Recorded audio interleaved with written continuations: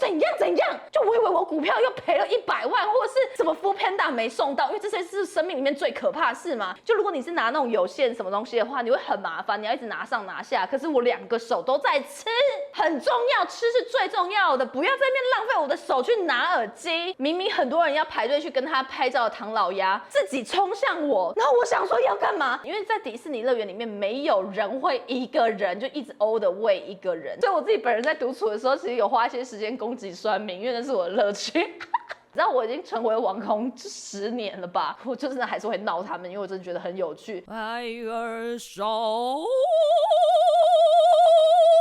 Hello， 大家好，我是艾尔莎，今天要跟大家分享独处到底做哪些事情会让你偷偷的在改变和进步。我发现我身边一大堆这种35、36岁的人，就是我的同学们或一堆身边的朋友们，他们真的不知道怎么独处。你知道分为2种，他们怎么发现的呢？第一种人呢，他们在这么晚年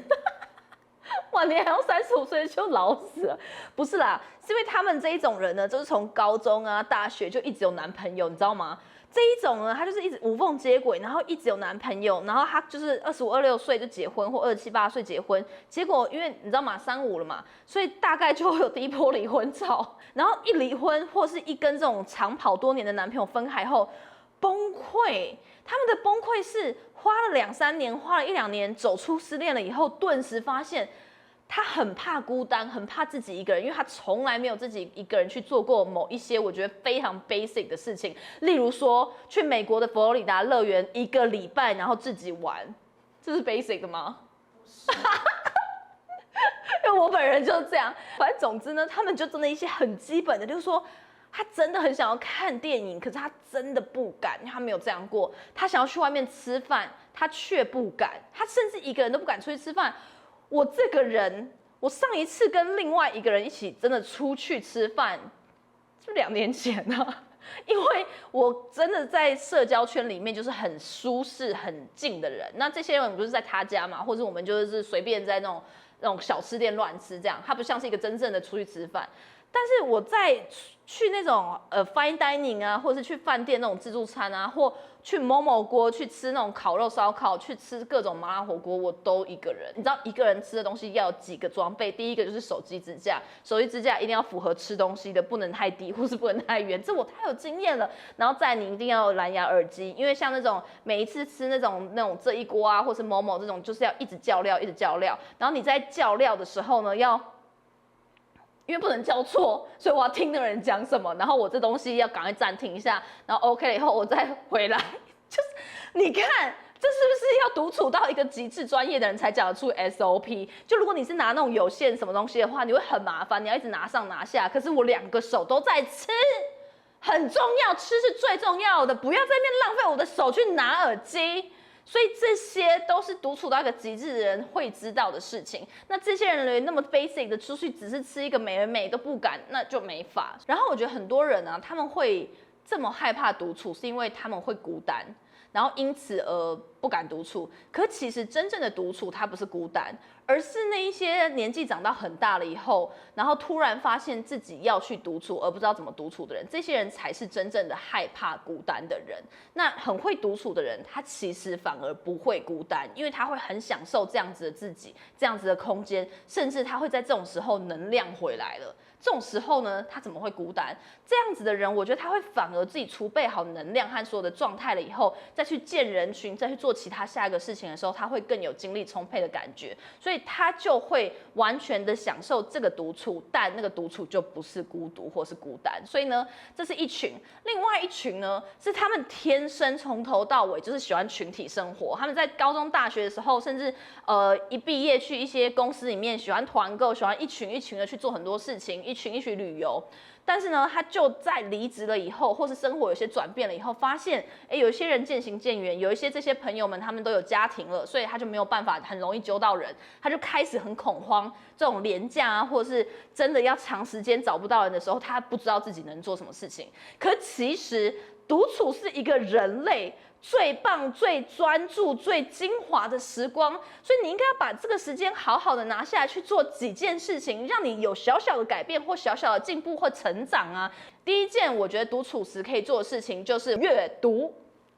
阅读呢是一个很重要的事情，不管你年纪到多大，或是你是在创业，还是在工作，还是人生有没有在谷底，有没有在最巅峰的时候，不管是什么样状态，都应该要持续阅读，因为持续阅读是一种持续吸收的状态。我觉得最重点是要习惯这一个吸收的状态的动作。所以呢，如果你一个人在独处的时候，如果能去做到自己一个人的时候，就直接拿起一本书，我觉得这就是一个非常好的反射动作，很好的习惯。那你就可以去开始慢慢这样子在独处时去看书，等到你在这个独处看书的这个习惯已经建构到一个程度的时候，你可以慢慢去深化和优化。例如说，你就可以开始去看一些更深的、需要深度思考，或是更需要去自我探索或挖掘的，跟你的人生经历去好好的连接起来，或真的一些更情绪的东西。例如说，你喜欢看小说，但是这些小说可能再更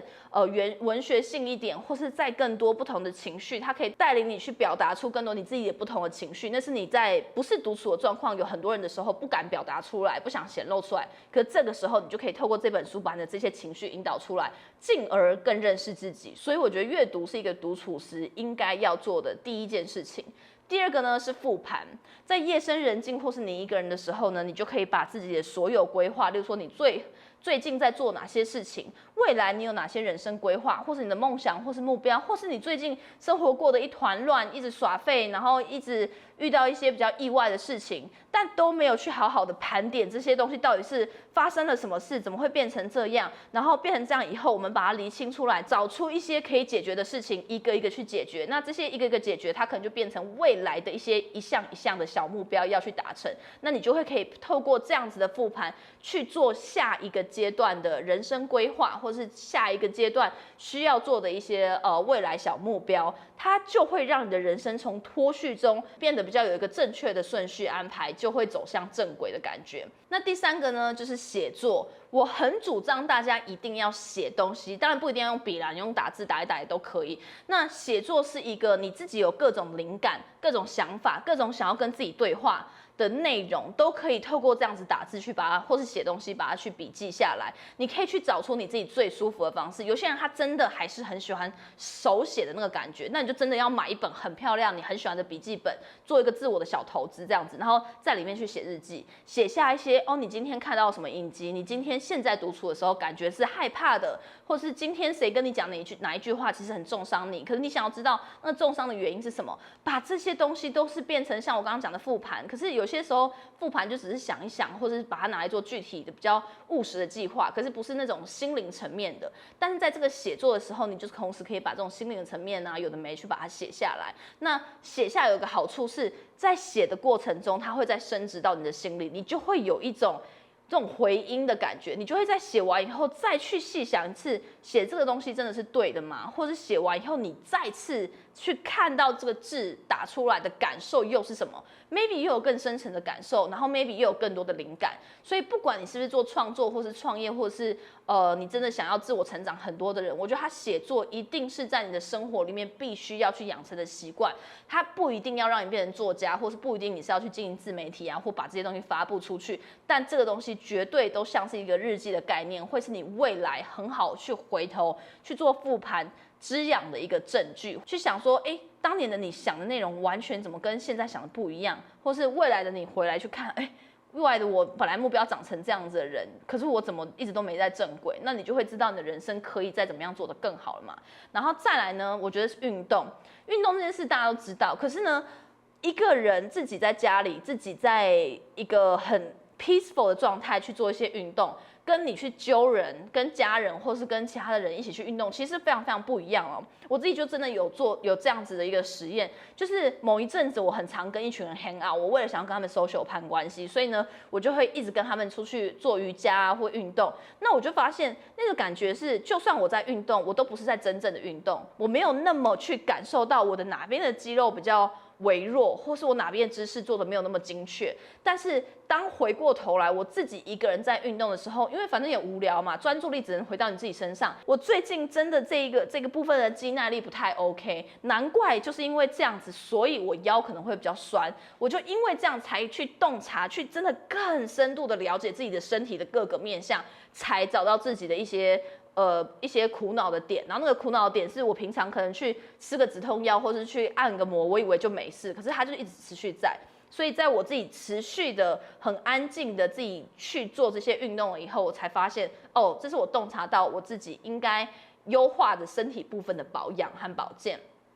再来是保养，刚刚就提到保养了嘛。那我觉得女生啊，尤其是女生，但是我觉得男生更是。我觉得很多亚洲的男生，我觉得他们都不太懂保养。保养不是一定要让你化妆，而是那种你要在镜子面前好好的看看你自己，然后你觉得哪边可以再更干净一点，哪边你不顺眼的地方可以把它优化。这个保养的概念哦，不是一定要变漂亮，或是变成某种既定的形象，而是你看到哪边你不那么如意的自己，而你把那个东西透过自己的努力还有小动作去改变。这个动作这个过程是一种告诉自己，其实很多事情你是做得到，你是有办法亲手让自己变更好，更符合你期望的人的。所以这种的心理的状态的增加自我价值感，我觉得它会很重很重，所以它就不会只是一个表象上哦，我敷一片面膜，所以我等一下就变亮白，然后就是保养，不是，是一个你一个下午一个晚上，然后你就真的静心下来，只有你自己，没人吵你的时候，你就敷完面膜，然后发现，哎，你这边的什么斑点还是有，那你再深度的去敷一些厚的油啊或什么，然后再同时可能一边润发啊，一边按摩身体。那在做这些动作的时候，其实就是一种疗愈自己身心，而且是靠你自己做到那种感觉。其实这种感受性对自己的身心状况，其实都是非常非常好的。所以我觉得它的保养其实是有一种更沉浸在自己独处 me time 的那个美化，然后好好的养护呵护自己的那种感觉。因为尤其是我觉得有一些女生哦，她们在感情上比较没有安全感，很多我遇到的，她们最终是一个，她们其实不是没有办法去理解怎么在生活里面去做到真正的爱自己。真正爱自己当然有很多心理上的东西，但是也有一些行为上可以暂时去做到，然后让你去真的暂时的感受到你可能是可以爱自己。所以像保养自己，让自己变得符合自己觉得的漂亮、自己的好的那种目标，然后有达到，这个动作其实就是一种爱自己的实际表现。那再来呢，手作。我觉得如果你有那些独处的时间呢，你可以试试看去外面报名一些手作体验课。那这些课程呢，我觉得它都是有一个很好的告诉你的程序，而且都是够简单，因为他们就是体验嘛，所以不是要逼你立刻学会煮菜，立刻学会画成怎样，但它就是重在那种体验过程。那这个体验过程因为被简化了，因为时间够短，所以呢，你都可以在做这些画的感觉啊，或者是织毛衣啊，或是最近很红那种搓那个毛线啊，那个地板的毛毯那样子。你在做这些的过程，其实你也会感受到哦，其实你在选色的时候，好像都是比较有选择困难症的人，或是你在做什么东西的时候，其实比较卡。可是你会发现哦，旁边的人好像都不会这样，它也是一种自我探索的过程。那我自己在我的艾尔莎成长营里面呢，有一堂左右脑喷发课。那个课程里面呢，我就有带到说，如果你是一个单一用左脑的人，你在平常就一定兴趣里面要多设定一点这种体验型的东西，它可以让你的右脑去有点滋润一下，或是有点运动一下你的右脑。所以如果你是真的偏向某一脑的人，你可以在这个自己个人独处的时候去做这些手作的内容，去设定它是比较偏右脑。那如果你是比较右脑思考，工作上啊，或者是生活习惯都一直用右脑的人，你可以在报名这种手作课程里面多去找一点那种拼图啊，或者是玩那个魔术方块或乐高，它是比较需要用到一点点左脑的逻辑，那些推理的东西。这样子的话，你就可以同时在运用这个独处的这个动作，但润泽一下自己的左右脑，然后也让自己变聪明。它就是让你自己偷偷改变，变得更好的一个小小的技巧，这样。那再来是我觉得看影片，我觉得那个看影片是你不是只是看那种废片或 Netflix 随便打开看一个就是爱情片啊或发呆片，而是你要去看一些我觉得历史的，或者是一些科学的，或是一些比较跟新知识有关的，或再更基本的，就是一些真实故事改编的励志故事，我觉得都很好，因为它会让你去看到一些人的故事模型，让你知道人生可能有哪些机会点。那我觉得它会变成是在独处看的这些影片，都要更多的那种学习面向，让你比较多可以去思考，然后有一些反馈等等的。那我自己在看完这些影片，我都会自己做记录，就像跟看完书一样，会有个书评自己的影片评，把它记录起来。虽然我没有把它发布出来，虽然我没有把它拿来干嘛用，但它却是一个我在独处里面整理出的另外一个轻松就得到的新知识和养分，我就觉得这真的超级有用。因为平常我真的在直播或跟人家聊天，或真的是有些灵感枯乏的时候，这个就会是一个我很好的小吃子，让我有一个持续带来的灵感来源。然后呢，第8个就是你可以试试看独自旅游，就是独旅啦。我刚刚前面有讲到，就是我自己一个人曾经去过美国迪士尼乐园1个礼拜，住在那边，然后自己一个人旅游。其实这件事情蛮困难的，因为我在那边至少超过3次，工作人员或是你知道那些明明很多人要排队去跟他拍照的唐老鸭，自己冲向我，然后我想说要干嘛，他就问我说：“小朋友你怎么了？你还好吗？你在找人吗？”然后我想说，我有看起来那么迷惑吗？就真的会有这些工作人员自己来找我，想说我发生什么事？因为在迪士尼乐园里面，没有人会一个人就一直 all the way 一个人，但我就这样，所以我觉得那个独旅啊，它可以再进阶一点，就是说不是只是一个人去淡水的咖啡厅坐一个下午，它可能可以延长到一点，一个人去台东或是台南3天2夜，那甚至你想要再升级一点点，可能1个礼拜，然后去尼泊尔或是去越南，怎么样去这些国家旅游，然后是靠你自己，那你就会在这个过程里面会有更多更深的一个体验，然后那个体验你会变得特别敏感。平常有另外一个人的时候，另外一个人的体验感受，它其实会打乱你。你知道，我不知道大家是不是这种高敏人，因为我是比较高敏的人，所以我只要在跟别人旅游的时候，我比较多会在意别人的感受，或问他。你觉得这边有趣吗？或者你觉得怎么样？就是如果他只要有点觉得我觉得还好或什么，我的那种真实的感受就会被我自己埋进去，所以我反而会忘记我觉得我对这个国家还有当下那个体验。我不知道这样讲大家能不能明白？所以我觉得如果你真的能这样子独旅，是去长时间而且去很远的地方的话，你的恐惧、你的情绪化、你的兴奋，然后你的那种焦虑，或是看到一个东西立刻那个反应，其实都会被放很大很大，而且因为没有别人，所以你的那个反应会更直接的感受到。我觉得这是一个对自己深度了解的其中的做法之一。那这当然会有其中的探险或历险，或是各种就是表面上看到的一些心得，它也都是你可以把它整理出来。不管是我刚刚讲到其他独处的事情，例如说写作啊，或是在这个独旅的过程中一直阅读啊，然后你阅读的内容其实是可以统整到你这个旅游里面的其他的感受的，是把它关联连起来的，它就会变成一个你最后去怎么样组合这一次独旅回忆的一个氛围，就是你看的那个书，还有你当下的情境，还有你自己一个人旅游的各种情绪统整起来，它会变成一种，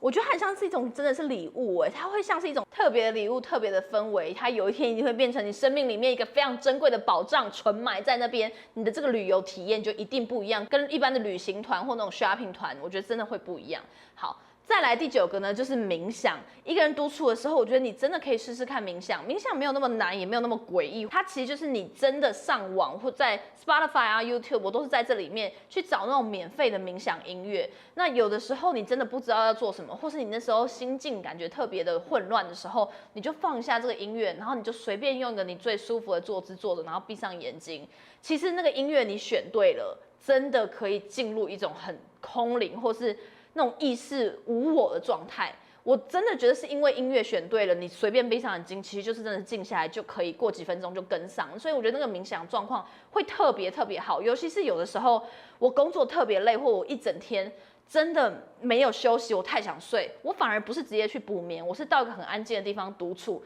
然后就坐在那边，就真的冥想半小时，然后那个真的有时候比睡觉还更好的有一种补充精神、身心灵的那种概念。所以这个冥想，我觉得我可以放一些我喜欢的那个音乐的连接，放在下面那个资讯栏，可以分享给大家，都是从 YouTube 上面找到的。然后你也可以就我的这些连接去找这些人，或是这些关键字有没有更其他相关，你听起来是觉得很让你可以进入状况。因为我觉得这些东西是看每一个人的频率，你一听觉得很有感觉，但其实就是很属于你可以去用来冥想的音乐了。那再来最后一个最重要的。独处一定要做这件事情，会让你直接突飞猛进，改变人生，就是追踪艾尔莎。我为什么那么淘气？你要讲这件事呢？要不要回去看一下我上次那个好运那个东西？那一集就是我苦口婆心分享我这一辈子最多的一个机密，那都可以拿来变成麦克收费。可我今天就是免费公开在那边讲给大家，然后我只不过在那个好运的最后一个就是铺了一个梗说。要变最好运第10项方法就是追踪艾尔莎，是有一个人在下面骂炸。对啊，他骂到就说：“请问你这样子有良心吗？你这样子你觉得神明会保佑你，还敢去那边什么送穷庙拜拜？请问你这样子最后一个骗大家说追踪你哦，所以追踪你就一定会有好运？你讲这种话，你昧着良心，你还敢再去拜拜吗？”我现在就跟你讲，你做的所有东西就是你只订阅艾尔莎得永生，你追踪艾尔莎人生就是改变，你的独处就是追踪看艾尔莎。我就是第10项，我等一下还会把这个链接复制下来，再回去回复那个酸民，我再同时 email 给他。所以我自己本人在独处的时候，其实有花一些时间攻击酸民，因为那是我的乐趣。就其实我在这，你知道我已经成为网红10年了吧？我根本就是完全不 care 这些人，可是就真的是有些人真的是荒谬到我觉得蛮有趣，所以在我真的很无聊，真的是自己一个人太无聊的时候，我就真的还是会闹他们，因为我真的觉得很有趣。所以总之呢，我觉得酸民真的不要来，就是你真的影响不了我。然后在我来看，I don't care， 是。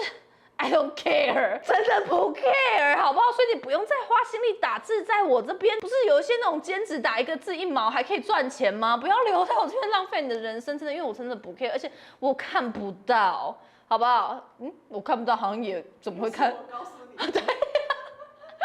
因为张杰真的每一次看到一个那种有粉丝讲负评的，他都会很紧张，他就会说